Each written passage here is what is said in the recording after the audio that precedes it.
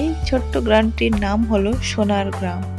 এই গ্রামের মানুষজনেরা খুব শান্তিতে বসবাস করত, আনন্দে জীবন কাটাতো। ইনি হলেন মদন। সারাদিন কোনো কাজকর্ম না করে বাড়িতে সময় কাটাতো। তার বউ হাজার বকা সত্ত্বেও কোনো কথা সে কানেই নিত না। আচ্ছা, আমি যে এত কথা বললাম তবুও তোমার কোনো হেলদোল নেই? কে বলেছে হেলদোল নেই? এই তো আমি চুপচাপ দাঁড়িয়ে তোমার সব কথা শুনছি। শুধু শুনলেই হবে?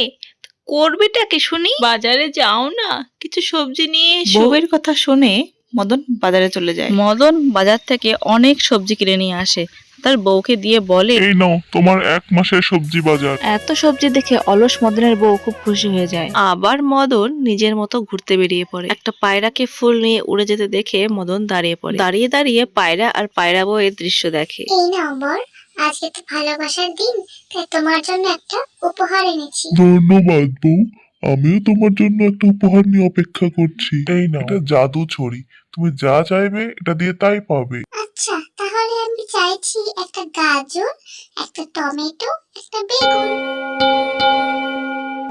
দেখো দেখো গিন্নি, তোমার কথা শুনতেই কেমন সব চলে এলো। নতুন উপহার পেয়ে খুশি তো বউ? হ্যাঁ গো হ্যাঁ, খুব খুশি হয়েছি। আর আমাদের দুঃখ নেই, খাবার খুঁজতে আর দূরে যেতে হবে না। খিদে পেলেই খাবার ঘরেই হাজির হয়ে যাবে। কি মজা বলো?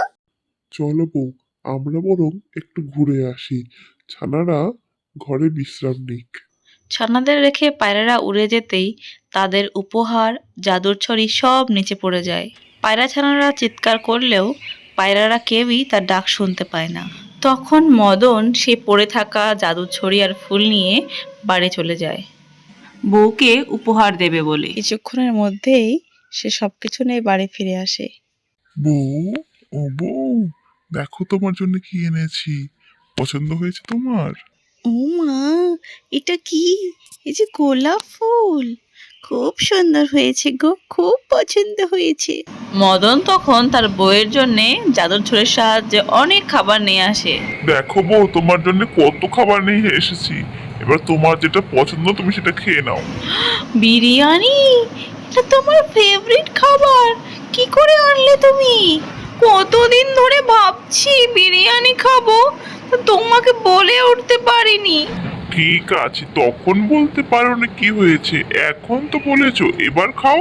মদনের বউ লোভ সামলাতে না পেরে একে একে বিরিয়ানি, মিষ্টি সব খেয়ে নেয়। নাও গো, আমার পেট ভরে গেছে, এবার বাকিটা তুমি খেয়ে নিয়ে ঘুমিয়ে পড়ো কেমন? মদন শেষে ভাবে, পাখিরাও নিজেদের ভালোবাসা বোঝে। এই হয়েছে এক আমার বউ, একাই সব খেয়ে নিল, আমায় কিছুই দিল না।